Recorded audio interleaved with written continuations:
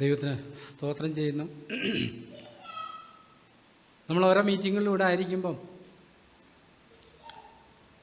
അത് വിളിച്ചു പറയുന്ന ഒരു സാക്ഷ്യം കർത്താവ് ഇതുവരെ വന്നില്ലെന്നുള്ളതാണ്. അങ്ങനത്തെ ഒരു ചിന്ത നമുക്കുണ്ടോ? അല്ലേ? കർത്താവ് വന്നു കഴിഞ്ഞാൽ പിന്നെ നമ്മളാരും ഇവിടെ കാണാൻ പാടില്ല. അപ്പോൾ അതുകൊണ്ട് ഓരോ മീറ്റിങ്ങുകളിലായിരിക്കുമ്പം നമ്മുടെ സാക്ഷി ഇതാണ്: കർത്താവ് ഇതുവരെ വന്നിട്ടില്ല. നമ്മുടെ മേലുള്ള ഉത്തരവാദിത്വം കർത്താവിൻ്റെ വരവിനെ ബന്ധപ്പെടുത്തുന്നൊരു ജീവിതം നയിക്കുക എന്നുള്ളതാണ്. ബന്ധപ്പെടുത്തുക എന്ന് പറഞ്ഞാൽ എന്താ അർത്ഥം? നമ്മളത് വായിക്കുന്നത് ഇസ്രായേലിൻ്റെ പുറപ്പാടിനോടുള്ള ബന്ധത്തിലാണ്, അല്ലേ? അവരുടെ പുറപ്പാടിൻ്റെ സമയത്ത് എങ്ങനെയാണ് അവർ ചെയ്തത്? വസ്ത്രമെല്ലാം ധരിച്ച് വടിയെല്ലാം എടുത്ത് അരയെല്ലാം കെട്ടി ബദ്ധപ്പാടോടെ തിന്നുകൊണ്ടാണ് അവർ പെസഹ ആചരിച്ചത്. കടന്നു പോകാനുള്ള ഒരു തിരക്ക്, മിസ്രൈം വിടാനുള്ളൊരു തിരക്ക്. നമ്മളും ആത്മീയമായൊരു മിസ്രൈമിലായിരിക്കുന്നത്. നമ്മുടെ ഉള്ളിൽ അങ്ങനത്തെ ഒരു ദാഹമുണ്ടോ? കഴിയുന്ന വേഗം ഇവിടുന്ന് വിട്ടിട്ട് പോകണം? അതോ നമ്മുടെ ആഗ്രഹം കുറേ കാലം കൂടെ ഇവിടെ തുടരണമെന്നാണോ? മിസ്രൈമിലെ ഉള്ളിയും മത്തങ്ങായും ഒക്കെ തിന്ന്, അല്ലേ, ഈ ലോകത്തിൻ്റെ ജഡത്തിൻ്റെ സുഖങ്ങളൊക്കെ അനുഭവിച്ചുകൊണ്ട് ജീവിക്കണമെന്നാണോ? അതോ കഴിയുന്ന വേഗം ഇവിടുന്ന് എനിക്ക് വിട്ട് കർത്താവിൻ്റെ സ്ഥലത്തിൽ എത്തണമെന്നാണോ നമ്മുടെ ആഗ്രഹം? നാം എപ്പോഴും നമ്മളെ തന്നെ ശോധന ചെയ്യേണ്ട ഒരു ആവശ്യമുണ്ട്. നമ്മൾ സഭാപ്രസംഗങ്ങളുടെ പുസ്തകത്തിൽ, സങ്കീർത്തനത്തിന് ശേഷം വരുന്ന പുസ്തകം, സങ്കീർത്തനം കഴിഞ്ഞിട്ടുള്ള സഭാപ്രസംഗങ്ങളുടെ പുസ്തകം 3-ാം അധ്യായം 11-ാമത്തെ വാക്യത്തിൽ ഇങ്ങനെ വായിക്കുന്നു. സഭാപ്രസംഗങ്ങളുടെ പുസ്തകം 3-ാം അധ്യായം 11-ാം വാക്യം: അവൻ സകലവും അതതിൻ്റെ സമയത്ത് ഭംഗിയായി ചെയ്തു, നിത്യതയും മനുഷ്യരുടെ ഹൃദയത്തിൽ വെച്ചിരിക്കുന്നു. നമ്മൾ ജീവിക്കുന്ന കാലഘട്ടത്തെ നമ്മൾ നോക്കുമ്പം ഒത്തിരിയേറെ മതങ്ങളും ഉപദേശങ്ങളും ഒക്കെ നിറഞ്ഞ ഒരു കാലഘട്ടത്തിലാണ് നമ്മൾ ജീവിക്കുന്നത്, അല്ലേ? പുതിയ പുതിയ സഭകളും ഉപദേശങ്ങളൊക്കെ വന്നുകൊണ്ടിരിക്കുന്നൊരു കാലഘട്ടത്തിലാണ് നമ്മൾ ജീവിക്കുന്നത്. പലപ്പോഴും നമുക്കൊരു കൺഫ്യൂഷൻ തോന്നും. സാത്താൻ തന്നെ കൺഫ്യൂഷൻ ഉളവാക്കുന്ന ആളാണ്. സാത്താൻ ലക്ഷ്യം അത് തന്നെയാണ്, അല്ലേ? അപ്പോൾ ഓരോ മതങ്ങളും എന്താ പറയുന്നത്? ഞങ്ങളുടേതാണ് ശരി, ബാക്കിയൊക്കെ തെറ്റാണ്. പക്ഷെ നാം മനസ്സിലാക്കേണ്ട ഒരു കാര്യം, ദൈവം ഒരു മതം സൃഷ്ടിച്ചിട്ടില്ല. ഒരു മതവും ദൈവം സൃഷ്ടിച്ചിട്ടില്ല. പൊതുവിൽ നമ്മുടെ കാലഘട്ടങ്ങളെ, മനുഷ്യൻ്റെ കാലഘട്ടങ്ങളെ 4ആയിട്ട് തിരിക്കാം. ഒന്ന്, പാപമില്ലാത്തൊരു കാലഘട്ടം, ഒരു യുഗം. ആദാം പാപം ചെയ്യുന്നതിന് മുമ്പുണ്ടായിരുന്ന സമയത്താണ്. അതിനുശേഷം 2-ാമത്തെ യുഗം എന്ന് പറഞ്ഞാൽ മനസാക്ഷി യുഗമാണ്. എന്ന് പറഞ്ഞാൽ ദൈവം എഴുതപ്പെട്ട ഒരു കൽപ്പനയൊന്നും മനുഷ്യന് കൊടുത്തിട്ടില്ല. പിന്നെ എങ്ങനെയാണ് മനുഷ്യനോട് ഇടപെട്ടുകൊണ്ടിരുന്നത്? മനസാക്ഷിയിലൂടെ. പക്ഷെ ദൈവം നോക്കിയപ്പോൾ ആ നിലയിൽ ഇവരെ വിട്ടിട്ടൊരു കാര്യമില്ലെന്ന് മനസ്സിലായി. നമ്മളതാ ദൈവത്തിൽ വായിക്കുന്നത്. സകല ജഡവും ദൈവത്തിൻ്റെ വഴി വഷളാക്കി എന്ന് ഉൽപ്പത്തി നമ്മൾ വായിക്കുന്നു. മനസാക്ഷി യുഗത്തിൽ ജീവിച്ചിരുന്ന ചില വിശുദ്ധന്മാരുണ്ട്, ഒത്തിരി പേരുണ്ട്. അതിലെ പേര് എടുത്തു പറയുന്ന 2 പേരുണ്ട് ഉൽപ്പത്തിയിൽ. ആരൊക്കെയാണെന്ന് പറയാമോ? ഒരാൾ ദൈവത്തോട് കൂടെ നടന്ന ആളാണ്, ഹാനോക്ക്. ഹാനോക്ക് എങ്ങനെ ദൈവത്തോടു കൂടെയാണ്? അന്ന് എഴുതപ്പെട്ട കൽപ്പനകളോ പ്രമാണങ്ങളൊന്നും ദൈവം മനുഷ്യന് കൊടുത്തിട്ടില്ല. പിന്നെ എങ്ങനെ ഹാനോക്ക് ദൈവത്തെ പ്രസാദിപ്പിക്കുന്ന ഒരു ജീവിതം നയിച്ച എങ്ങനെ? അവൻ്റെ മനസാക്ഷിയുടെ ശബ്ദത്തിന് ചെവി കൊടുത്ത, അല്ലേ? നോഹ, പാപം നിറഞ്ഞൊരു ലോകത്ത് ദൈവത്തിൻ്റെ ഇഷ്ടം ചെയ്തൊരു വ്യക്തി നോഹ. വീണ്ടും മനുഷ്യനിങ്ങനെ മുന്നോട്ട് പോയിക്കൊണ്ടേയിരുന്നു. തുടർന്ന് എന്താ സംഭവിച്ചേ? ദൈവം ന്യായപ്രമാണം കൊടുത്തു, മനുഷ്യന് എഴുതപ്പെട്ട ചില കൽപ്പനകൾ കൊടുത്തു. എന്നിട്ട് ദൈവം നോക്കി, ഇതനുസരിച്ച് മനുഷ്യൻ ജീവിക്കുമോ? ശരിക്കും ഈ ന്യായപ്രമാണത്തിൻ്റെ ഉദ്ദേശം എന്തായിരുന്നു? ദൈവത്തെങ്കിലേക്ക് നമ്മളെ നയിക്കാനുള്ള ഒരു മാർഗമായിട്ടാണ് ന്യായപ്രമാണം കൊടുത്തത്. പക്ഷേ ന്യായപ്രമാണം കൊണ്ട് മനുഷ്യൻ രക്ഷപ്പെടുന്നില്ലെന്ന് വന്നപ്പോഴാണ് അടുത്തായിട്ട് കൊടുത്തത് എന്താ? സുവിശേഷം. നമ്മളിന്ന് ജീവിക്കുന്ന കാലഘട്ടത്തിൽ നമുക്ക് ലഭിച്ചിരിക്കുന്നതാണ് സുവിശേഷം. ഈ 4 തലങ്ങളും ഒരു മനുഷ്യനിലുമുണ്ട്. നിഷ്കന്മഷയുഗം, പാപമില്ലാത്തൊരു സമയം. പിന്നീട് മനസാക്ഷിയുടെ ഒരു സമയം, ന്യായപ്രമാണത്തിൻ്റെ സുവിശേഷത്തിൻ്റെ. കർത്താവ് ഒരിക്കലും ഇങ്ങനെ പറഞ്ഞില്ലേ, നിങ്ങൾ തിരിഞ്ഞ് ഈ ശിശുക്കളെ പോലെ ആകുന്നില്ലെങ്കിൽ സ്വർഗ്ഗത്തിൽ കടക്കത്തില്ല. അതാണ് ആദ്യത്തെ കാലഘട്ടം ഒരു വ്യക്തിയുടെ ജീവിതത്തിൽ. ആ കുഞ്ഞിൻ്റെ കണ്ണിലേക്ക് നോക്കിയാൽ നിഷ്കളങ്കത നമുക്ക് കാണാനായിട്ട് കഴിയും, അല്ലേ? അതിൻ്റെ മുഖത്ത് എപ്പോഴും ശത്രുത കാണാൻ പറ്റുമോ? ഒരു ചെറിയ കുഞ്ഞിനെ ശ്രദ്ധിച്ച് നോക്കി. ഇന്ന് വന്നപ്പോൾ നമ്മുടെ പ്രവീഷ് ബ്രദറിൻ്റെ ഇളയ മോനുമായിട്ട് സിസ്റ്റർ വന്നു. ഞാൻ നേരിട്ട് ആദ്യമാണ് കാണുന്നത്. അപ്പം ഞാൻ ഹായ് എന്നും പറഞ്ഞ് ചിരിച്ചു. ഉടനെ പുള്ളിയും ചിരിച്ചു. ഞങ്ങൾ തമ്മിൽ ആദ്യം കാണുന്നതാണ് ജീവിതത്തിൽ. ഞാൻ ചിരിച്ചപ്പം ആ കൊച്ചും ചിരിച്ചു. ശൈശവാവസ്ഥ ഇല്ല, ഒരു പാപവും അതിൻ്റെ ഉള്ളിലില്ല, അതിൻ്റെ ചിന്തകളിലില്ല, ഒന്നുമില്ല. അത് ഒരു ശുദ്ധമായ സ്വർഗത്തോടടുത്ത ഒരു സൃഷ്ടിയാണ്. നമ്മുടെ എല്ലാ ജീവിതത്തിലും നമ്മൾ കടന്നുപോയൊരു കാലഘട്ടമാണ് അത്. അതിനുശേഷം രണ്ടാമത് വരുന്നുണ്ട് മനസ്സാക്ഷിയുടെ യുഗം. നമ്മുടെ മനസ്സാക്ഷി നമ്മളിപ്പോട് പറയുന്നതിന് വിരുദ്ധമായിട്ട് നമ്മൾ എന്തെങ്കിലും ചെയ്താൽ നമ്മുടെ ഉള്ളിലാകെപ്പാടിയൊരു ഭയവും ഭീതിയും അസ്വസ്ഥയൊക്കെ വരുന്നൊരു കാലഘട്ടമുണ്ട്. എന്ന് പറഞ്ഞ് നമ്മുടെ മനസ്സാക്ഷി നമ്മളോട് പറയും, നീ അത് ചെയ്യാൻ പാടില്ല, നീ അത് ചിന്തിക്കാൻ പാടില്ല. പക്ഷെ അത് നമ്മൾ അനുസരിച്ച് നടന്നാൽ എന്ത് സംഭവിക്കാം? നമുക്ക് വളരെ പെട്ടെന്ന് ദൈവത്തെങ്കിൽ എത്തിച്ചേരാൻ കഴിയും. പക്ഷേ നമ്മുടെ ഒരു പ്രശ്നം, നമ്മൾ പാപികളായതുകൊണ്ട് നമ്മൾ അതിനെതിരായിട്ടേ ജീവിക്കത്തുള്ളൂ, അല്ലേ? മനസാക്ഷിക്ക് വിരുദ്ധമായിട്ട് പോകും. വളരെ അപൂർവം പേരെ മനസാക്ഷിക്ക് വിരുദ്ധമായിട്ട് പോകാത്തവരെ കാണാനായിട്ട് കഴിയത്തുള്ളൂ. ആ മനസാക്ഷിക്ക് വിരോധമായിട്ട് നമ്മൾ പോകാൻ തുടങ്ങുമ്പോഴാണ് ന്യായപ്രമാണം നമുക്ക് ലഭിക്കുന്നത്. തൊടരുത്, പിടിക്കരുത്, രുചിക്കരുത്, പോവരുത്, പറയരുത്, ഇല്ലേ? അത് മിക്കവാറും നമ്മുടെ മാതാപിതാക്കളിൽ നിന്ന് ആദ്യം നമുക്ക് കിട്ടുന്നത്, ഈ ന്യായപ്രമാണം കിട്ടാൻ തുടങ്ങുന്നത്. ആ ന്യായപ്രമാണം നമ്മൾ ലംഘിച്ചു കഴിയുമ്പോൾ എന്താ സംഭവിക്കുക? നമ്മുടെ ഉള്ളിൽ എന്താ സംഭവിക്കുക? നമ്മുടെ ഉള്ളിലുള്ള നിഷ്കളങ്കത ഒക്കെ നഷ്ടപ്പെടും, ഇല്ലേ? നമ്മളാകെപ്പാടെ ഒരു ഭാരം ചുമക്കുന്ന തലത്തിലെത്തും. എന്തുകൊണ്ടാണ്? നമ്മുടെ ഉള്ളിലൊരു പാപിയാണെന്നുള്ള ഒരു ബോധ്യം നമുക്ക് വന്നുകൊണ്ടിരിക്കും, ഇല്ല? നമുക്കെല്ലാം അറിയാം, നമ്മുടെ എല്ലാ ഉള്ളിൽ ദൈവികമായൊരംശമുണ്ട്, സാത്താന്യമായൊരംശമുണ്ട്. ദൈവിക അംശം നമ്മളെ എങ്ങോട്ടാണ് നടത്തുന്നത്? നന്മയിലേക്കാണ് നടത്തുന്നത്. സാത്താന്യമായതോ തിന്മയിലേക്ക്, ഇല്ലേ? ഇപ്പം ഒരു കുഞ്ഞ് അപ്പനും അമ്മയും പറയുന്നത് അനുസരിക്കാതിരിക്കുമ്പം അതിന് ദുർമനസാക്ഷിയുണ്ടാവും. അവൻ്റെ മനസാക്ഷിയിൽ ഒരസ്വസ്ഥത വരും. അതെന്ത് ചെയ്യും? അതങ്ങ് ഒളിച്ചു വെച്ച്, അല്ലെ അതിനോട് പ്രതികരിക്കാതിരിക്കുമ്പം അങ്ങനെ ഈ മത്സരികളായിട്ട് നമ്മൾ വളർന്നു വരുന്നത്, ശാഠ്യക്കാരും അനുസരണം കെട്ടവരും ഒക്കെ ആയിട്ട് നമ്മൾ അങ്ങനെ വളർന്നു വരുന്നത്. പക്ഷെ മനസാക്ഷിയുടെ ശബ്ദത്തോട് നമ്മൾ അനുസരണം കാണിച്ചാൽ എന്താ സംഭവിക്കുക? ആ ശിശുവിൻ്റെ ആ ഒരു മനോഭാവം നമ്മളിൽ തുടർന്നുകൊണ്ടേയിരിക്കും. ആ കണ്ണുകളിൽ എന്തുണ്ടാകും? നിഷ്കളങ്കത്വം ഉണ്ടാകും, ശുദ്ധി ഉണ്ടാകും, നമ്മുടെ ചിന്തകൾ ശുദ്ധമായിരിക്കും. പക്ഷേ ഈ തിന്മയുടെ ശക്തി നമ്മുടെ ഉള്ളിലുള്ളത് കൊണ്ട്, അല്ലേ, അതിനെ നമ്മൾ ജഡമെന്ന് വിളിക്കുന്നു. ദൈവം നമ്മളെ മേലോട്ട് വിളിക്കുമ്പം ജഡം നമ്മളെ എങ്ങോട്ടാണ് വിളിക്കുന്നത്? താഴേക്ക്, പാതാളത്തിലേക്കാണ് വിളിക്കുന്നത്.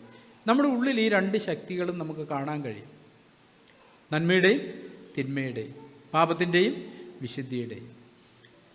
നമ്മൾ ഏതിനോടൊപ്പം നിൽക്കുന്നോ നമ്മൾ അതായിട്ടാണ് തീരുന്നത്.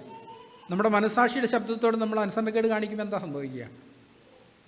ഇപ്പം ഒരു കുഞ്ഞ് വളരാൻ തുടങ്ങി, കുറച്ച് 3, 4, 5, 6, 7 വയസ്സൊക്കെ ആകുമ്പം അവൻ്റെ ജഡത്തിൻ്റെ തലത്തിലേക്ക് സാത്താൻ അവനെ ഇങ്ങനെ വലിച്ചുകൊണ്ടേയിരിക്കും. എന്ന് പറഞ്ഞാൽ എന്താ അർത്ഥം? ജഡത്തിൻ്റെ അഭിലാഷങ്ങൾ ചെയ്യാനുള്ള പ്രേരണ ഇങ്ങനെ വന്നുകൊണ്ടേയിരിക്കും. അപ്പം നമുക്കറിയാം, നമ്മുടെ ഉള്ളിലുള്ള ദൈവിക അംശം നമ്മളോട് പറയരുത്. ഇപ്പം നമ്മൾ മാതാപിതാക്കളോട് മത്സരിക്കുമ്പോൾ നമുക്ക് എന്താ സംഭവിക്കുക?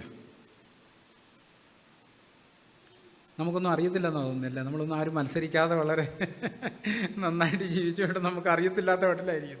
ഇപ്പോൾ അപ്പനും അമ്മയും പറയുന്നത് കേൾക്കാതെ അവരോട് നമ്മൾ മത്സരിച്ച് എന്താ സംഭവിക്കുക? നമ്മുടെ സന്തോഷം നഷ്ടപ്പെടും, ശരിയല്ലേ?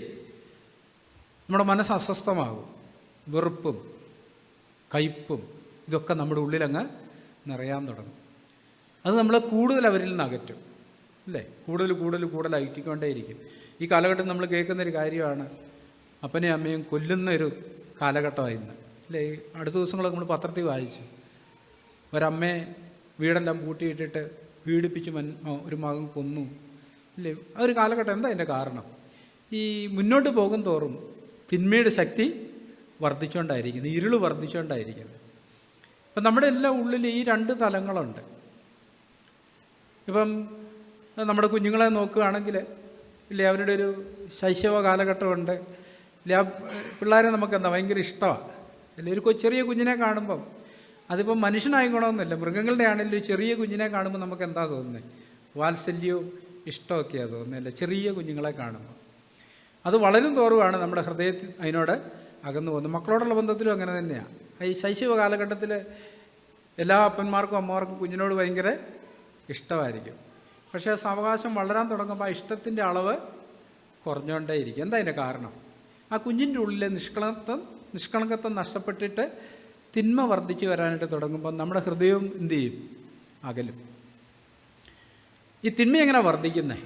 നമ്മൾ ഈ മനസ്സാക്ഷിയുടെ ശബ്ദത്തോട് അനുസരണക്കേട് കാണിക്കുമ്പോഴാണ്. നമ്മൾ ഏത് തിന്മ ചിന്തിക്കുമ്പോഴും നമ്മുടെ മനസ്സാക്ഷി നമ്മളോട് പറയും അരുത്. ഇപ്പോൾ ഒരു ഉദാഹരണം പറയാം. പിള്ളേരുടെയൊക്കെ ഒരു പരീക്ഷ വീട്ടിൽ മുട്ടായിയെ കൊണ്ട് വെച്ചിട്ടുണ്ടേൽ ഇപ്പോൾ അമ്മ എല്ലാവർക്കും കൊടുത്തിട്ട് പറഞ്ഞ് ഇനി ആരും എടുക്കരുത് എന്നും പറഞ്ഞ് ഒരിടത്ത് അടച്ചു വെച്ചാൽ ഈ പിള്ളേരുടെ ഉള്ളിൽ എപ്പോഴും ഒരു പരീക്ഷയുണ്ട്. അതൊന്നും എടുത്ത് തിന്നാനായിട്ടൊരു പരീക്ഷയുണ്ട്, അല്ലേ? അങ്ങനെ ഒരു പരീക്ഷയിൽ അവനങ്ങനെ അകപ്പെടുന്നേ. അപ്പോൾ ഉള്ളിലൊരു ശബ്ദം കേൾക്കും, എടുക്കരുത്, അമ്മ അങ്ങനെ പറഞ്ഞിട്ടുണ്ടല്ലോ, എടുക്കരുത്. അമ്മയോട് ചോദിക്കാമെന്ന് പറയും മനസാക്ഷി. അന്നേരം നമ്മുടെ ഹൃദയത്തിൻ്റെ ഒരു ഭാഗം പറയും ചോദിച്ചാൽ കിട്ടത്തില്ല, നീ പോയിട്ട് ആരും കാണാണ്ട് എടുത്തോളാൻ പറയും, അല്ലേ? അങ്ങനെ ഒളിച്ചു പോയി തിന്നുന്നത്, കട്ട് മൂട്ടിക്കുക, കക്കുക എന്നൊക്കെ പറയുന്നത് അങ്ങനെ. അത് മുട്ടായിയുള്ള ബന്ധത്തിൽ മാത്രമല്ല ഉള്ളത്. വളർന്നു വരും തോറും നമ്മുടെ ഹൃദയത്തിലേക്ക് വരുന്ന ഒത്തിരി അഭിലാഷങ്ങളോടുള്ള ബന്ധത്തിലുമുണ്ട്, ഇല്ലേ? ഒരു വളർന്നു വരുന്ന കുഞ്ഞുങ്ങൾ നേരിടുന്ന ഒരു പ്രധാനപ്പെട്ട പരീക്ഷ എന്താ? 10 വയസ്സ് 12 വയസ്സ് 14 വയസ്സൊക്കെ ആകുമ്പം അവരെങ്ങനെയാണ് പരീക്ഷിക്കപ്പെടുന്നത്? അത് ഈ ഭക്ഷണ സാധനം മോഷിക്കാനല്ല. അവരുടെ എല്ലാം ഉള്ളിൽ ദൈവികമായ ഒരു പ്രത്യേകതയുണ്ട് മനുഷ്യൻ്റെ എല്ലാം ഉള്ളിൽ കൂട്ടായ്മയ്ക്കായിട്ടുള്ളത്. എന്ന് പറഞ്ഞാൽ ഇല്ലേ, ഇപ്പം സാധാരണ ഒരു 10, 12, 14, 16, 18 വയസ്സൊക്കെ ആകുമ്പം ആൺകുഞ്ഞുങ്ങളുടെയും പെൺകുഞ്ഞുങ്ങളുടെയും ഉള്ളിലുള്ള താല്പര്യം എന്താ? പറ്റിയൊരു കൂട്ടുകാരനല്ലേ, കൂട്ടുകാരിയെ കിട്ടണം, കണ്ടുപിടിക്കണം എന്നുള്ളൊരു ആഗ്രഹമുണ്ട്. അത് തെറ്റല്ലേ, ദൈവം ഇട്ടിരിക്കുന്നത്, അത് ശരിയായൊരു ആഗ്രഹം. അങ്ങനത്തെ ഒരു ആഗ്രഹം ഒരാൾക്കില്ലെങ്കിൽ ആൾക്കെന്തോ ഇച്ചിരി തകരാറുണ്ടെന്നാണ് കാണിക്കുന്നത്. ശരിയായൊരു ആഗ്രഹം ദൈവം ഇട്ടതാണ്. അത് എപ്പോഴാണ് അത് തെറ്റായിത്തീരുന്നത്? എപ്പോഴാണ്? സ്വയമായിട്ട് നമ്മൾ തിരഞ്ഞെടുക്കാൻ പോകുമ്പോഴാണ്. അങ്ങനെ ഒരു കൂട്ടുകാരനെയോ കൂട്ടുകാരിയെയോ നമ്മൾ സ്വയമായിട്ട് തിരഞ്ഞെടുക്കാൻ പോകുമ്പോൾ നമുക്ക് എന്ത് പറ്റും? തെറ്റുപറ്റും, ഇല്ല? അങ്ങനെ ആഗ്രഹം ഉണ്ടെങ്കിൽ നമ്മൾ എന്താ ചെയ്യേണ്ടത്? പലപ്പോഴും നമ്മുടെയൊക്കെ പ്രത്യേകം എന്താണെന്ന് വെച്ചാൽ അങ്ങനെ ആഗ്രഹം ഉണ്ടെങ്കിൽ നമ്മൾ പറയുക. എളുപ്പം ചോദിക്കുക. ഞാനൊക്കെ ഓർക്കുന്നുണ്ട്, ഈ 10, 22, 25 വയസ്സൊക്കെ ആകുമ്പോൾ ഒരു കല്യാണം, എനിക്കിപ്പം കല്യാണമൊന്നും വേണ്ടെന്ന് പറയും. അത് വ്യാജമാണ് പറയുന്നത്. ഉള്ളിലെന്താ ആഗ്രഹം? കല്യാണം കഴിക്കണമെന്ന് ആഗ്രഹമുണ്ട്, പക്ഷെ പുറമേ പറയാനൊരു നാണം കേടാണ്, ഇല്ലേ? പെൺകുട്ടികളും അങ്ങനെ തന്നെയാണ്, എനിക്കിപ്പം കല്യാണമൊന്നും വേണ്ട, ഇല്ലേ? എന്താ അതിൻ്റെ കാരണം? നമ്മുടെ ഉള്ളിൽ ആഗ്രഹം ഉണ്ടെങ്കിലും നമ്മളൊരു വ്യാജഭാവമാണ് കാണിക്കുന്നത്. പക്ഷേ ദൈവം നമ്മളെക്കുറിച്ച് ആഗ്രഹിക്കുന്നത് ഇങ്ങനെ ഒളിച്ചിരിക്കാനല്ല. എനിക്കറിയാം, നമ്മുടെ ഒരു ഫാമിലിയെ 4 ആൺകുട്ടികളാണ് ഉള്ളത്. അതിൽ ആ ബ്രദറിൻ്റെ ഇളയ മോൻ ആദ്യം കല്യാണം നടന്നത്. അവൻ കാണുന്നവർക്കും കേൾക്കുന്നവർക്കും ഒരു അസ്വാഭാവികത തോന്നത്തില്ലേ? അതെന്തായി 3 ചേട്ടന്മാർ നിൽക്കുമ്പം അനിയൻ കല്യാണം കഴിച്ചേ? കാരണം അവരൊരു ഫ്രീഡത്തിൽ ജീവിച്ചിരുന്നവരാണ്. അപ്പോൾ ഇളയ മോൻ പറഞ്ഞു എനിക്ക് കല്യാണം കഴിക്കണം. ഉടനെ പിതാവ് തക്ക ഒരു കല്യാണം ആലോചിച്ച് നടത്തി. അത് അവരെ സംബന്ധിച്ചൊന്നും നോർമലാണ്. പക്ഷേ നമ്മളെ സംബന്ധിച്ചാണെങ്കിൽ എന്താ? അയലോങ്കാരൊക്കെ പ്രശ്നടാ, ഈ ചേട്ടന്മാരൊക്കെ നിൽക്കുമ്പോൾ ഈ അനിയും പോയി കല്യാണം കഴിച്ചു, എന്താ എന്തേലും കാണും, പ്രശ്നം കാണും, തകരാറ് കാണില്ല എന്നൊക്കെയാണ് പറയുക. പലപ്പോഴും ദൈവം ലേഖനത്തിൽ ഇങ്ങനൊരു വാക്യമുണ്ട്, ദൈവം മനുഷ്യനെ നേരുള്ളവനായി സൃഷ്ടിച്ചു, അവനോ അനേകം ഉപായസൂത്രങ്ങളെ കണ്ടെത്തിയിരിക്കുന്നു. അപ്പോൾ ഈ പരീക്ഷകൾ തെറ്റല്ല. പരീക്ഷ ദൈവം ഇട്ട ഒരാഗ്രഹം തന്നെയാണ്. ഞാൻ പറഞ്ഞ കാര്യത്തിൽ ഒരു ഇണയ്ക്ക് വേണ്ടിയുള്ള ഒരു കൂട്ടുകാരനോ കൂട്ടുകാരിക്കുള്ള ആഗ്രഹം, അത് പാവമായി തീരുന്ന എപ്പോഴാണെന്ന് ചോദിച്ചാൽ നാം സ്വയമായിട്ട് അന്വേഷിക്കാൻ തുടങ്ങും. അങ്ങനെ ആഗ്രഹം ഉണ്ടാകും, നമ്മൾ എന്താ ചെയ്യേണ്ടത്? മാതാപിതാക്കളോട് തുറന്ന് പറയണം. അപ്പോൾ അവരിൽ നമുക്ക് ഒത്തിരി ഉപദേശങ്ങൾ കിട്ടും, ദൈവികമായ ഉപദേശങ്ങൾ കിട്ടും. അത് കിട്ടിയില്ലെങ്കിൽ നമ്മൾ എന്ത് ചെയ്യും? നമ്മൾ സ്വയമായിട്ട് തിരഞ്ഞെടുക്കാനായിട്ട് പോകും. അത് പലപ്പോഴും എന്തായിരിക്കും? നമ്മുടെ സ്വയമായ തിരഞ്ഞെടുപ്പ് എപ്പോഴും അതൊരു അബദ്ധത്തിലേ കൊണ്ട് ചാടിക്കത്തുള്ളൂ. അപ്പം ഞാൻ പറഞ്ഞു വന്നൊരു കാര്യം, നമ്മുടെ എല്ലാം ഉള്ളിൽ നമ്മളിങ്ങനെ വളർന്നുകൊണ്ടായിരിക്കുന്നത്, അല്ലേ? പക്ഷേ ഈ വളരും തോറും ദൈവത്തെ കണ്ടുമുട്ടുന്നതിന് മുമ്പ് നമ്മുടെ ഉള്ളിൽ സംഭവിക്കുന്നൊരു കാര്യം, തിന്മയുടെ വഴിയിലാണ് നമ്മൾ സഞ്ചരിച്ചുകൊണ്ടിരിക്കുന്നത്. നമ്മളെപ്പോഴും ആരോട് കൂടിയാണ് നിൽക്കുന്നത്? ജഡത്തോടു കൂടിയാണ് നിൽക്കുന്നത്. ജഡത്തിൻ്റെ അഭിലാഷങ്ങളാണ് നമ്മളെ തന്നെ ഏൽപ്പിച്ചു കൊടുക്കുന്നത്. അതിൻ്റെ അനന്തരഫലമായിട്ട് നമ്മളെങ്ങനെ ആയിത്തീരുന്നത്? മത്സരികൾ, ശാഠ്യക്കാർ, അനുസരിക്കാത്തവർ, കയ്പുള്ളവർ, വെറുപ്പുള്ളവർ, അസമാധാനമുള്ളവർ, ഇല്ലേ, കോപിക്കുന്നവർ, നിരാശർ, ഇങ്ങനെയാണ് മനുഷ്യൻ വളർന്നു വരുന്നത്. അത് ദൈവം വഴി വിട്ടു പോകുന്നതിൻ്റെ അനന്തരഫലമായിട്ടുള്ളതാണ്. ശരിക്കും അവിടെ ഒരു യഥാർത്ഥ സമാധാനവും സ്വസ്ഥതയും ശാന്തതയും കിട്ടണേൽ അവിടെ ആര് വരണം? കർത്താവ് വരണം. ദൈവം വന്നാലേ അവിടെ യഥാർത്ഥത്തിലുള്ള ശാന്തി സമാധാനം കിട്ടത്തുള്ളൂ. അപ്പോൾ ഈ ന്യായപ്രമാണം നമ്മളിൽ ഉളവാക്കുന്നൊരു കാര്യം പാപബോധമാണ്. തൊടരുത്, പിടിക്കരുത്, രുചിക്കരുത്, ഒത്തിരി കൽപ്പനകൾ നമ്മൾ കേൾക്കുന്നു, പക്ഷെ നമുക്ക് ചെയ്യാനായിട്ട് കഴിയുന്നില്ല. നമ്മുടെ ഉള്ളിലെ തള്ളു മുഴുവൻ അത് എതിരായിട്ടുള്ളതാണ്. അപ്പോൾ നമ്മളത് ചെയ്യുന്നു, അതിൻ്റെ അനന്തരഫലമായിട്ട് നമ്മൾ ആകപ്പാടെ ഒരു പാപിയാണല്ലോ എന്നുള്ള ഒരു വിഷമം നമുക്കുണ്ടാകും. കർത്താവ് മത്തായി സുവിശേഷം 11 അധ്യായത്തിൽ ഇങ്ങനെ പറഞ്ഞു, അധ്വാനിക്കുന്നവരും ഭാരം ചുമക്കുന്നവരുമായി ഏവരുമായുള്ളവർ എൻ്റെ അടുക്കൽ വരുവീൻ, ഞാൻ നിങ്ങളെ ആശ്വസിപ്പാം. ഇപ്പം ന്യായപ്രമാണത്തിൻ്റെ അനന്തരഫലം, ന്യായപ്രമാണം നമ്മുടെ ജീവിതത്തിൽ ചെയ്യുന്നൊരു കാര്യം വലിയ ഭാരമുള്ളവരാക്കി നമ്മളെ തീർക്കുക. നന്മ ചെയ്യാനുള്ള ആഗ്രഹം നമുക്കുണ്ട്, പക്ഷേ നമ്മൾ ചെയ്തു വരുമ്പോൾ എന്തായി തീരുക? തിന്മ. ഏതെങ്കിലും ഭർത്താവിന് ഭാര്യയായിട്ട് പിണങ്ങി അടിയും പിടിയൊക്കെ കൂടി ജീവിക്കണമെന്ന് ആഗ്രഹമുണ്ടോ? ഉണ്ടാകത്തില്ല. പിന്നെന്താ ആഗ്രഹം? സ്നേഹത്തോടെ, സമാധാനത്തോടെ, സന്തോഷത്തോടെ കഴിയണമെന്ന് ആഗ്രഹം. പക്ഷേ കാര്യങ്ങൾ മുന്നോട്ട് പോകുമ്പോൾ അതിനെതിരായിട്ടാണ് സംഭവിക്കുന്നത്. ഒരു വലിയ ഭാരത്തിൽ അവൻ്റെ ജീവിതം. തിരിച്ചും ഇപ്പം കർത്താവ് വന്നത് ഞാൻ പറഞ്ഞല്ലോ, ഒന്നാമത്തെ പാപമില്ലാത്ത യുഗം, മനസാക്ഷി യുഗം, ന്യായപ്രമാണ യുഗം, സുവിശേഷത്തിൻ്റെ കാലഘട്ടം. അപ്പം ദൈവം മനുഷ്യനെ ന്യായം വിധിക്കുമ്പം ഈ 4 രീതിയിലാണ് ന്യായം വിധിക്കുന്നത്. അല്ല, ആദ്യത്തെ നമുക്കറിയാം, ആ കാലഘട്ടം കഴിഞ്ഞ് ഇപ്പം നമ്മുടെ ജീവിതത്തോടുള്ള ബന്ധത്തിലാണേലും. രണ്ടാമത്തേത് മനസാക്ഷിക്കനുസരിച്ച്. ഇപ്പം നമുക്കറിയാം, ഈ വനാന്തരങ്ങളിലൊക്കെ കിടക്കുന്ന മനുഷ്യനായിട്ട് സംസർഗമൊന്നുമില്ലാത്ത ഒത്തിരി മനുഷ്യരുണ്ട്, ആദിവാസികളായിട്ടുള്ളവർ. അവരെ ദൈവം എങ്ങനെ ന്യായം വിധിക്കുന്നത്? അവരുടെ മനസാക്ഷിക്കനുസരിച്ചാണ്. പക്ഷേ മനസാക്ഷിക്കുള്ളിൽ എന്തുണ്ട്? നമ്മൾ റോമാനത്തിൽ വായിക്കും, അവരുടെ മനസാക്ഷി തമ്മിൽ ഒരു സംവാദം നടക്കുന്നുണ്ട്. അവരുടെ മനസാക്ഷിയിൽ എപ്പോഴും സംവാദമുണ്ട്. അത് ശരിയല്ല, അത് ചെയ്യരുത്. അപ്പം എതിർവശത്ത് ചെയ്താൽ കുഴപ്പമില്ല. ഇങ്ങനത്തെ ഒരു സംവാദം നടക്കുന്നുണ്ട്. ഇനി ന്യായപ്രമാണ കാലഘട്ടത്തിൽ ജീവിച്ചിരുന്ന എല്ലാ മനുഷ്യരെയും എങ്ങനെയാണ് ദൈവം ന്യായം വിധിക്കുന്നത്?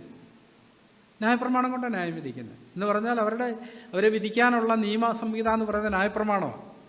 ഇനി സുവിശേഷത്തിൻ്റെ കാലഘട്ടത്തിൽ ജീവിച്ചിരിക്കുന്ന എല്ലാവരെയും എന്ന് പറഞ്ഞാൽ ഞാൻ ഉദ്ദേശിച്ചൊരു കാര്യം, അതിനകത്ത് ഹിന്ദു എന്നോ മുസ്ലിമെന്നോ ജൈനനെന്നോ ബുദ്ധനെന്നോ അല്ലേ കത്തോലിക്കനെന്നോ പെന്തക്കോസുകാരെന്നോ ബ്രദറുകാർ ഇങ്ങനൊന്നുമില്ല. ദൈവം സുവിശേഷം കൊണ്ടാണ് ന്യായം വിധിക്കുന്നത്. സാത്താൻ ഇതെല്ലാം ഉണ്ടാക്കി വെച്ചതിൻ്റെ ഉദ്ദേശം എന്താ? മനുഷ്യനെ എങ്ങനെയെങ്കിലും ദൈവത്തിൽ നിന്ന് അന്യപ്പെടുത്തി കളയണം, ഇല്ലേ?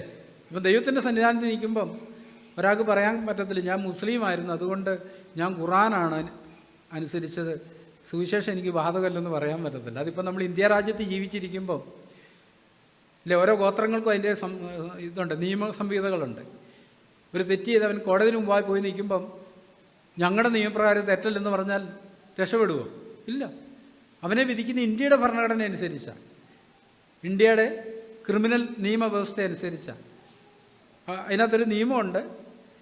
നിയമത്തെക്കുറിച്ചുള്ള അറിവില്ലായ്മ ശിക്ഷയിൽ നിന്ന് രക്ഷപ്പെടാനുള്ളൊരു പഴുതല്ല, എക്സ്ക്യൂസല്ല. എനിക്കറിയാൻ മേലാന്ന് പറഞ്ഞിട്ട് കാര്യമില്ല.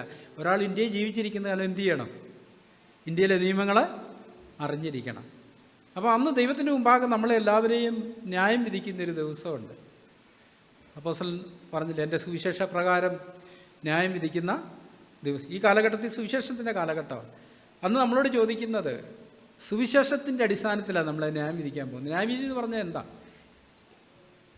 യോഹന്നാന്റെ സുവിശേഷം 3-ാം അധ്യായം നമ്മൾ വായിക്കും. ന്യായവിധി എന്നതോ വെളിച്ചം ലോകത്തിൽ വന്നിട്ടും മനുഷ്യരുടെ പ്രവൃത്തി ദോഷമുള്ളതാകിയാൽ അവർ വെളിച്ചത്തേക്കാൾ ഇരുളിനെ സ്നേഹിച്ചതാണ്.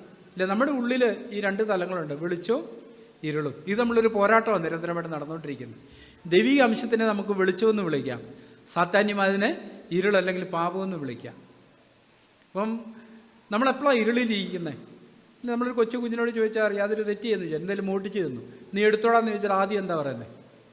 അയ്യേ ഇല്ലേ, ഞാനും എടുത്തില്ല, കണ്ടുപോലും ഇല്ല. വളരെ പെട്ടെന്നാണ് പറയുന്നത്.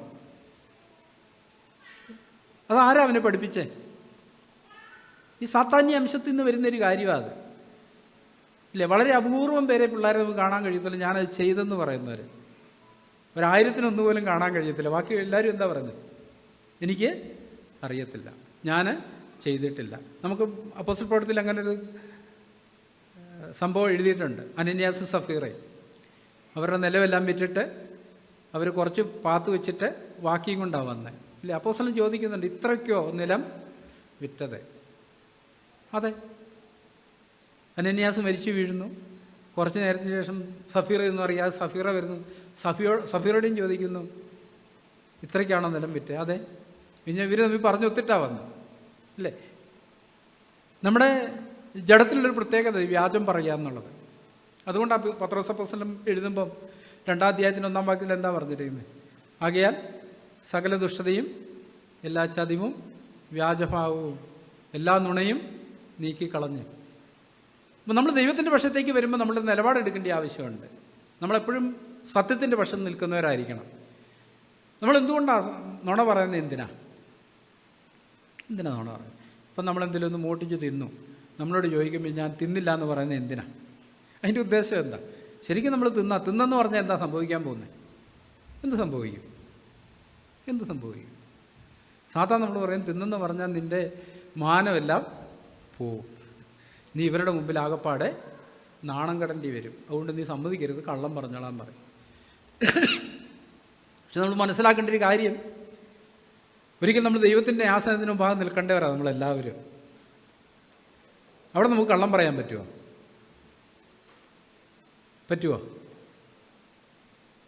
നമ്മളില്ലാന്നൊക്കെ പറയുന്നുണ്ടെങ്കിൽ നമ്മളത് ചിന്തിച്ചിട്ടുണ്ടോ? നമ്മളൊരിക്കലും ക്രിസ്തുവിൻ്റെ ന്യായാസനത്തിന് മുമ്പാകെ നിൽക്കുന്ന ഒരു സമയത്തെക്കുറിച്ച് ചിന്തിച്ചിട്ടുണ്ടോ? അവനവൻ ശരീരത്തിലിരിക്കുമ്പോൾ ചെയ്തത് നല്ലതാകിലും തീയതാകിലും അതിന് തക്കവണ്ണം പ്രാപിക്കേണ്ടതിന് നാം എല്ലാവരും ക്രിസ്തുവിൻ്റെ ന്യായാസനത്തിന് മുമ്പാകെ നിൽക്കേണ്ടവരാണ്. അന്ന് നമ്മൾ ചിന്തിച്ചതിന് കണക്ക് പറയണം, സംസാരിച്ചതിന് കണക്ക് പറയണം, എല്ലാത്തിനും, അല്ലേ? ഏത് നിസ്സാര വാക്കിനും കണക്ക് പറയേണ്ടി വരുമെന്നാണ് പറഞ്ഞിരിക്കുന്നത്. അപ്പം നമ്മൾ വെളിച്ചത്തിലേക്ക് വരിക എന്ന് പറഞ്ഞാൽ ഇന്ന് തന്നെ ആ ഒരു ബോധ്യത്തിൽ ജീവിക്കുക എന്നുള്ളതാണ്. കർത്താവ്, ഇവിടെ ഞാൻ കള്ളം പറഞ്ഞാലും ഇപ്പം രക്ഷപ്പെടും, തൽക്കാലം രക്ഷപ്പെടും, പിന്നീട് എന്തു ചെയ്യും? അന്ന് ദൈവത്തിൻ്റെ ന്യായാസനത്തിന് മുമ്പാകെ നിൽക്കുമ്പോൾ നമുക്ക് രക്ഷപ്പെടാൻ പറ്റുമോ? രക്ഷപ്പെടാൻ പറ്റത്തില്ല. അപ്പം വെളിച്ചത്തിൽ ജീവിക്കുക എന്ന് പറഞ്ഞാൽ ആ ഒരു ബോധ്യത്തിൽ നമ്മൾ ഇന്നേ ജീവിക്കുക എന്നുള്ളതാണ്. അതുകൊണ്ടാണ് നമ്മളോട് പറയുന്നത് എഫെസ്യരിൽ, ആകയാൽ ഓരോരുത്തൻ ഫോഷ്ക്ക് ഉപേക്ഷിച്ച് താൻ്റെ കൂട്ടുകാരനോട് സത്യം സംസാരിപ്പീൻ. ഈ സത്യം പറയാന്ന് പറഞ്ഞാൽ എന്താ അർത്ഥം? വെളിച്ചത്തിലേക്ക് വരിക എന്നുള്ളതാണ്. ഫോഷ്ക്ക് പറയുമ്പോൾ നമ്മളിവിടെ ഇരിക്കുന്നത്, ഇരുട്ടിലാണ് ഇരിക്കുന്നത്. അപ്പോൾ നമ്മുടെ ജീവിതത്തോടുള്ള ബന്ധത്തിൽ നാം ഈ ഒരു സത്യം ഗ്രഹിക്കേണ്ട ആവശ്യം. എന്തുകൊണ്ടാണ് നമ്മൾ രാജ്യത്തിൻ്റെ നിയമങ്ങളെ ലംഘിക്കാത്തത്? എന്തുകൊണ്ടാണ്? ശിക്ഷയുടെ ഭയം കൊണ്ടാണ്, അല്ലേ? ഇപ്പം ഈ തെറ്റ് ചെയ്യുന്നവരെന്ത് ചിന്തിച്ചിട്ടേ തെറ്റ് ചെയ്യുന്നത്? നമ്മൾ ദൈവത്തിൽ വായിക്കുന്നത്, എൻ്റെ കുറ്റം തെളിഞ്ഞ് വെറുപ്പായി തീരിയില്ല എന്നവൻ തൻ്റെ ഹൃദയത്തിൽ തന്നോട് തന്നെ പറയുന്നു. ഇല്ലേ? നമ്മൾ ഇപ്പം സമൂഹത്തിൽ ഈ തെറ്റ് സംഭവിക്കുമ്പോൾ നമുക്ക് കാണാൻ കഴിയുന്നൊരു കാര്യം, ഈ തെറ്റ് ചെയ്യുന്നതിന് ചിന്ത എന്താ? ഇതെങ്ങും പിടിക്കപ്പെടാൻ പോകുന്നില്ല എന്നുള്ളതാണ്, അല്ലേ? അതിൻ്റെ അനന്തരഫലമാണ്. എന്ന് പറഞ്ഞാൽ വേറെ വിധത്തിൽ പറയാം, ശിക്ഷാവിധി തത്സമയത്ത് വരാത്തത് കൊണ്ടാണ് മനുഷ്യൻ തെറ്റ് ചെയ്യാൻ. ഒരിക്കലൊരു സഹോദരൻ പറഞ്ഞു, നമ്മൾ ഓരോ പാപം ചെയ്യുമ്പോഴും നമ്മുടെ നെറ്റിയാലോ ഓരോ കുഷ്ഠത്തിൻ്റെ അംശം ഓരോന്നോരോന്ന് തെളിഞ്ഞു വരുമെന്ന് വിചാരിക്കുക, ഓരോ പാപത്തിനനുസരിച്ച്. അങ്ങനെ നമ്മളാരെങ്കിലും പാപം ചെയ്യുമോ? എല്ലാവരും കാണാം. അപ്പോൾ ഒന്ന് കാണും, പറയാം ഇവന് ഇന്ന പാപം ചെയ്തിട്ടാണ് വന്നിരിക്കുന്നത്, മറ്റുള്ളവർക്ക് മനസ്സിലാകും. നമ്മൾ പേടിച്ചിട്ട് എന്ത് ചെയ്യല, ആഗ്രഹം ഉണ്ടെങ്കിലും ചെയ്യത്തില്ല, ഇല്ലേ? ശരിക്കും ന്യായപ്രമാണം കൊടുത്തപ്പം ന്യായപ്രമാണത്തിന് കീഴിൽ ഇരുന്നവർ ചിന്തിച്ചത് എന്താ? അവരെന്തുകൊണ്ടാണ് തെറ്റ് ചെയ്യാതിരുന്നത്, പാപം ചെയ്യാതിരുന്നത്? എന്തുകൊണ്ടാണ്? ശിക്ഷയുടെ ഭയം കൊണ്ടായിരുന്നു, പേടിച്ചിട്ടാണ്. പക്ഷേ നമ്മൾ പുതിയ കാലഘട്ടത്തിലേക്ക് വരുമ്പം നമ്മൾ പാപം ചെയ്യാത്ത എന്തുകൊണ്ടാണ്?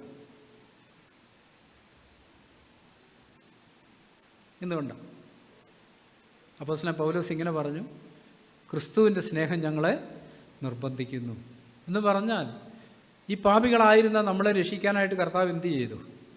സ്വർഗീയ മഹിമകളെ വെടിഞ്ഞ് ഒരു മനുഷ്യനായിട്ട് ലോകത്ത് അവതരിച്ചു. ഒരു മനുഷ്യനായിട്ട് വന്നിട്ട് താൻ എന്താ ചെയ്തേ? നമ്മുടെ പാപത്തിൻ്റെ കടം നമുക്ക് വീട്ടാനായിട്ട് കഴിയാത്തതായിരുന്നു. നമ്മളെ കൊണ്ട് തീർക്കാൻ വയ്യാത്തൊരു കടം കർത്താവ് എന്ത് ചെയ്തു?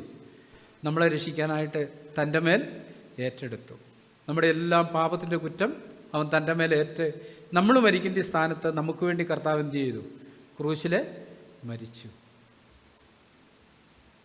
ഇപ്പം നമ്മുടെ മുൻ മുഖ്യമന്ത്രിയുടെ മരണാനന്തര ചടങ്ങുകൾ കണ്ടായിരുന്നല്ലോ ടി വിയിൽ. ഒത്തിരി ആൾക്കാരെന്താ പറയുന്നത്, പുള്ളി ചെയ്ത ഉപകാരങ്ങളെക്കുറിച്ച് പറഞ്ഞിട്ട് ഇപ്പോഴും ആ കല്ലറയ്ക്കൽ ഒത്തിരി പേര് വന്ന്, കഴിഞ്ഞ ദിവസം ഇന്നലെ കണ്ടു, ഒത്തിരി നിവേദനങ്ങളൊക്കെയാണ് കൊണ്ട് വെക്കുന്നത്. ഞങ്ങൾക്ക് ഇന്ന സഹായമൊക്കെ ആവശ്യമുണ്ട്. ആ മനുഷ്യനെ എല്ലാവരുടെയും ഹൃദയത്തിൽ സൂക്ഷിക്കുന്ന കാര്യം എന്താ? അയാളുടെ നന്മയാണ് അല്ലേ? ആരോടും വെറുപ്പില്ലാതെ, ആര് സഹായത്തിന് വന്നാലും സഹായിച്ച്, എല്ലാവരെയും സ്നേഹിച്ച്, തന്നോട് തെറ്റ് ചെയ്തവരെ, തന്നെ ക്രൂശിച്ചവരോടൊന്നും പ്രതികാരത്തിൻ്റെ ചിന്തയില്ലാണ്ട്. ശരിക്കും ചിന്തിച്ച് നോക്കുമ്പോൾ നമ്മൾ കർത്താവിനെക്കുറിച്ച് ചിന്തിച്ച് നോക്കുക. നമ്മൾ പലപ്പോഴും അത് ചിന്തിക്കാറില്ല. കർത്താവ് പാപരഹിതനായിരുന്നു. എന്നിട്ട് അവൻ എന്ത് ചെയ്തു? നമ്മളെ വീണ്ടെടുക്കാൻ നമ്മുടെ പാപത്തിൻ്റെ എല്ലാ ശിക്ഷ തൻ്റെ മേലെ ഏറ്റെടുത്തു. നമുക്ക് പകരം അപമാനിതനായി, നിന്ദിതനായി, ശാരീരിക ഉപദ്രവം ഏറ്റു, പീഡിപ്പിക്കപ്പെട്ടു, നിന്ദിക്കപ്പെട്ടു, അപമാനിക്കപ്പെട്ടു.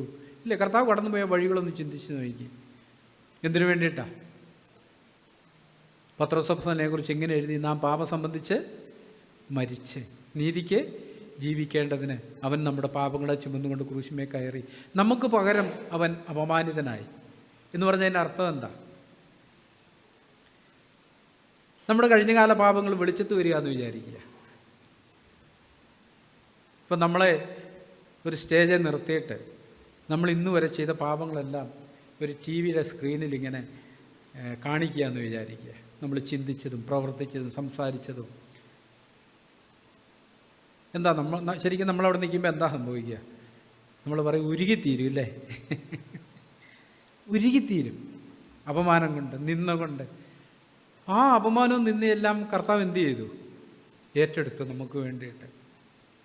നമ്മൾ അപമാനിതരാകാതിരിക്കാൻ, നിന്ദിക്കപ്പെടാതിരിക്കാൻ, ശിക്ഷിക്കപ്പെടാതിരിക്കാനായിട്ട് കർത്താവ് എന്താ ചെയ്തത്? അതെല്ലാം തൻ്റെ മേലെ ഏറ്റെടുത്തു. താൻ ആരായിരുന്നു? അവൻ നിഷ്കളങ്കനായിരുന്നു അല്ലേ? അവൻ പാപം ചെയ്തിട്ടില്ല, അവൻ്റെ വായിൽ വഞ്ചനയൊന്നും ഇല്ലായിരുന്നു. നമ്മളോടുള്ള സ്നേഹം കൊണ്ട് താൻ തൻ്റെ മേൽ ഇതെല്ലാം ഏറ്റെടുത്ത് നമുക്ക് പകരമായിട്ട് ക്രൂശിൽ മരിച്ചു. ആ സ്നേഹമാണ് നമ്മളെ മുന്നോട്ട് നയിക്കേണ്ടത്. നമ്മുടെ മുഖ്യമന്ത്രിയുടെ ആ ചടങ്ങുകളിൽ കണ്ടത് ആ ജനത്തിൻ്റെ സ്നേഹം കൊണ്ട് അവർ എത്തി ഇല്ലേ? ഒന്ന് കണ്ട് ഒരു അന്ത്യയാത്ര പറയാനായിട്ട് വന്ന്. സഹോദരന്മാരെ, നമ്മുടെ കർത്താവിനെ ഒന്ന് ഓർത്തു നോക്കിയേ. നാം അപമാനിതരാകേണ്ട സ്ഥാനത്ത്, നിന്ദിതരാകേണ്ട സ്ഥാനത്ത്, ത്യജിക്കപ്പെടേണ്ട സ്ഥാനത്ത്, അതെല്ലാം നമുക്ക് പകരം അവൻ ഏറ്റെടുക്കുക ചെയ്ത്. എന്നിട്ട് നമ്മളെ സ്വതന്ത്രരാക്കി വിട്ടു. നമ്മളോട് പറഞ്ഞു, നിൻ്റെ പാപത്തിൻ്റെ കുറ്റം ക്ഷമിച്ചു തന്നിരിക്കുന്നു, അതെല്ലാം ഞാൻ എൻ്റെ മേലെ ഏറ്റിരിക്കുന്നു.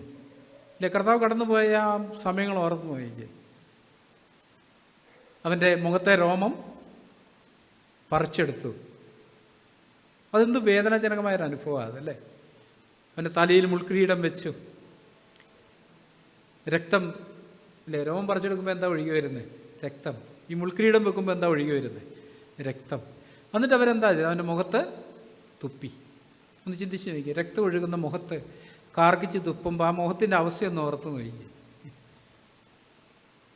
എന്തിനു വേണ്ടിയിട്ടാ കർത്താവ് തലയിൽ മുൾക്കിരീടമേറ്റത്? നമ്മൾ ചിന്തിച്ച പാപങ്ങളുടെ ശിക്ഷയായിട്ടാണ്. നമ്മൾ ദുർമോഹമുള്ളവരായി, അശുദ്ധ ചിന്തകളുള്ളവരായി, വെറുപ്പിൻ്റെ, കയ്പിൻ്റെ ചിന്തകൾ ചിന്തിച്ചതിൻ്റെ ശിക്ഷയായിട്ട് അവൻ തൻ്റെ തലമേലെ മുൾക്കിരീടം ഏറ്റെടുത്തത്. അവൻ അവമാനിതനായ എന്തിനു വേണ്ടിയിട്ടാണ് ഇല്ലേ? അവസാനം അവൻ്റെ കണ്ണ് കെട്ടി അവൻ്റെ കന്നത്ത് അടിച്ചു.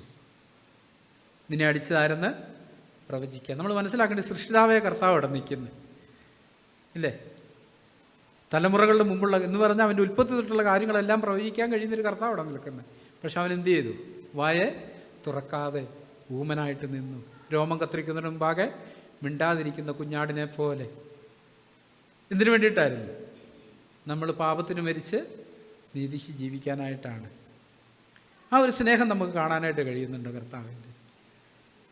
നമുക്കറിയാം, നമ്മളൊരു വലിയ ആവശ്യത്തിൻ്റെ മുഖത്ത്, ഒരു സാമ്പത്തിക പ്രതിസന്ധിയാണെന്ന് വിചാരിച്ചു, ഇരിക്കെ ഒരാൾ നമ്മളെ വന്ന് സാമ്പത്തികമായിട്ട് സഹായിച്ചു, നമ്മളെന്തെങ്കിലും മറക്കുമോ? അത് ഒരിക്കലും മറക്കത്തില്ലല്ലേ? അത് ഓർക്കുമ്പോൾ നമ്മുടെ മനസ്സിൽ എന്താ ഉണ്ടാകുന്നത്? പറഞ്ഞറിയിക്കാനാവാത്തൊരു നന്ദിയും സന്തോഷവും കടപ്പാടും ഒക്കെയാണ് നമുക്ക് തോന്നുന്നത്. പക്ഷെ നമ്മൾ നിത്യനാശത്തിൽ നമ്മളെ വീണ്ടെടുക്കാനായിട്ട് കർത്താവ് എന്താ ചെയ്തത്? നമ്മുടെ പാപത്തിൻ്റെ ശിക്ഷ തൻ്റെ മേലെ ഏറ്റു എന്ന് പറഞ്ഞാൽ എന്താ അർത്ഥം? ഇതുവരെ ചെയ്ത് നമ്മുടെ പാപങ്ങളെല്ലാം അവൻ ക്ഷമിച്ചു. തൻ്റെ രക്തത്താൽ നമ്മളെ കഴുകി ശുദ്ധീകരിച്ച് സ്വർഗ്ഗസ്ഥനായ പിതാവിൻ്റെ മക്കളും അവകാശികളുമാക്കി തീർത്തു. അവകാശിയാക്കുക എന്ന് പറഞ്ഞാൽ എന്താ അർത്ഥം? സ്വർഗീയമായ എല്ലാ അവകാശങ്ങളും നമുക്ക് നൽകി തന്നു. ഒരു പുത്രത്വത്തിൻ്റെ എല്ലാ അവകാശങ്ങളും നമുക്ക് നൽകി തന്നു. നമ്മളെ തേജസ്സുള്ളവരാക്കി കർത്താവിൻ്റെ അതേ സ്വരൂപം ഉള്ളവരാക്കി തീർക്കാനായിട്ടാണ് കർത്താവ് ഈ കഷ്ടപ്പാടുകളെല്ലാം സഹിച്ചത്. നമുക്കത് ഓർക്കാൻ കഴിയുന്നുണ്ട്. പലപ്പോഴും നമ്മൾ എല്ലാ ആഴ്ചകളിലും കർത്തൃമേശയിലൂടെ കടന്നു പോകാറുണ്ട്, ഇല്ലേ? ശരിക്കും നമുക്കതൊരു ചടങ്ങ് പോലെ ആയിരിക്കുന്നത്. കർത്താവ് ജീവനോടിരിക്കുമ്പോഴാണ് അപ്പം എടുത്ത് വാഴ്ത്തി നുറുക്കി ഇതെൻ്റെ ശരീരം എന്ന് പറഞ്ഞാൽ എന്താ അർത്ഥം? എൻ്റെ പ്രിയ സഹോദരന്മാരെ, അല്പസമയത്തിനുള്ളിൽ ഈ അപ്പം ചീന്തുന്ന പോലെ എന്നെ അവരെ ചീന്താൻ പോവുക, അല്ലേ? നമ്മളെന്താ വായിക്കുന്നത്? അവരെ ചാട്ടം കൊണ്ട് അവൻ്റെ പുറത്ത് അടിച്ചു. ഇവിടെ എഴുതിയിരിക്കുന്ന ഉഴവ് ചാല് പോലെ. ഉഴുതെന്ന് പറഞ്ഞാൽ ചൂണ്ട കെട്ടിയ ചാട്ടം കൊണ്ട് അടിച്ച് വലിക്കുമ്പം ഇങ്ങനെ കൊളുത്തി മാംസവും തൊക്കെല്ലാം അടക്കം പറഞ്ഞു പോയിട്ട് പുറത്ത് നോക്കിയാൽ ഉഴവ് ചാലെന്ന് പറഞ്ഞാൽ നമുക്കറിയാം, കണ്ടം പൂട്ടിയിട്ടേക്കുന്ന ചാല് പോലെ അവൻ്റെ പുറമെല്ലാം അവർ ഉഴുതെന്ന് നമ്മൾ വായിക്കുന്നത്. എന്തിനു വേണ്ടിയിട്ടാണ്? അതാ കർത്താവ് പറഞ്ഞു, ഇതാ എൻ്റെ ശരീരം ഞാൻ നിങ്ങൾക്ക് വേണ്ടി തരുന്നു. അത് കർത്താവ് മുൻകൂട്ടി കണ്ടത്. താൻ കടന്നു പോകാൻ പോകുന്ന വഴികളെ കണ്ടിട്ട് സ്വയമായിട്ട് അവൻ ശിഷ്യം ഇതെൻ്റെ ശരീരം വാങ്ങി ഭക്ഷിപ്പിന്. എന്തിനു വേണ്ടിയിട്ടാണ്? നാം പാപത്തിന് മരിച്ച് നീതിക്ക് ജീവിക്കാൻ. ഇതെൻ്റെ പുതിയ നിയമത്തിൻ്റെ രക്തം എന്നും പറഞ്ഞ് അവൻ വീഞ്ഞെടുത്ത് അവർക്ക് കൊടുക്കുന്നത്. കർത്താവ് അത് അർത്ഥമാക്കിയാണ് കൊടുത്തത്. പക്ഷെ നമ്മൾ പങ്കെടുക്കുമ്പം നമുക്കങ്ങനത്തെ ഒരു അർത്ഥമാക്കാൻ കഴിയുന്നുണ്ടോ? കർത്താവിന് ഇതുപോലൊരു അവസ്ഥയിലൂടെ എനിക്ക് വേണ്ടി കടന്നു പോയല്ലോ കർത്താവ്. ഞാൻ ചിന്തിച്ച പാപം, കൈകൊണ്ട് ചെയ്ത പാപം, നാവ് കൊണ്ട് ചെയ്ത പാപം, അല്ലേ? ഇതിൻ്റെ എല്ലാം ശിക്ഷയാണല്ലോ നീ ഏറ്റത്. നമ്മൾ അവമാനിക്കപ്പെടേണ്ടതിന് പകരം അവൻ അവമാനിക്കപ്പെട്ടു. നമ്മൾ നിന്ദിക്കപ്പെടേണ്ടതിന് പകരം അവൻ നിന്ദിക്കപ്പെട്ടു. ആ ഒരു സ്നേഹം നമുക്ക് കാണാനായിട്ട് കഴിയുന്നുണ്ട്. നമ്മളിന്ന് ആദ്യം പാടിയ പാട്ടിൽ എന്താ നമ്മൾ പാടിയേ? അതിൻ്റെ മൂന്നാമത്തെ ചാൻസ് ഒന്ന് പറഞ്ഞ്. 76-ാമത്തെ പാട്ടിൻ്റെ മൂന്നാമത്തെയാണെന്ന് എൻ്റെ ഓർമ്മ. അത്ഭുത നിത്യസ്നേഹം.